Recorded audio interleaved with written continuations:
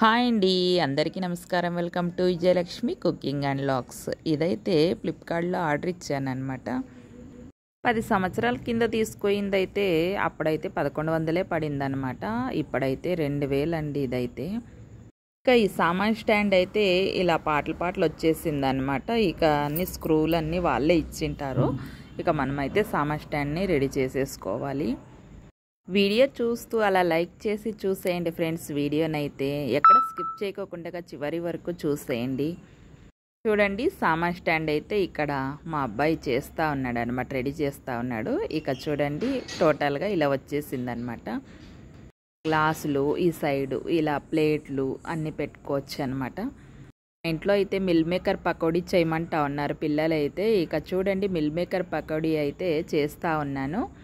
ఇక మిల్ మేకర్ని అయితే ఒక కప్పు తీసుకొని గోరువెచ్చని నీళ్ళు అయితే వేసేసుకొని చూడండి, ఇలా నానిన తర్వాత మనం నీళ్ళన్నీ వడబోసుకొని ఇక పిండి ఒక బౌల్లో వేసేసుకోవాలన్నమాట.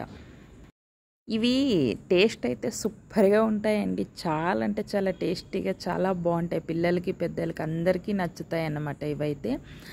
ఇప్పుడైతే ఇక శ్రావణ మాసం వచ్చేసింది కదా, ఇలా అప్పుడప్పుడు చేసుకొని తింటే నోటికి చాలా కమ్మగా ఉంటుందన్నమాట. ఎందుకంటే మనం చికెన్ మటన్ ఏం తినం కదా ఈ నెలలో, అందుకని ఇలా చేసేసుకుంటే చాలా బాగుంటుంది. ఇక మిల్ మేకర్ పిండి ఒక బౌల్లో వేసేసుకున్నాం కదా. కారం, ఉప్పు, పసుపు, ధనియా పౌడర్, గరం మసాలా, ఇక కార్న్ఫ్లవర్, అలాగే 2 టేబుల్ స్పూన్లు శనగపిండి, ఇంకా అలాగే 1 టేబుల్ స్పూన్ బియ్యం పిండి వేసేసుకొని కొన్ని నీళ్ళు పోసుకుంటూ కలిపేసుకొని ఇక ఆయిల్లోనైతే వేసేసుకోవాలండి. చూడండి, పకోడీ అయితే చాలా బాగా వచ్చాయి. లైక్ చేయండి, షేర్ చేయండి.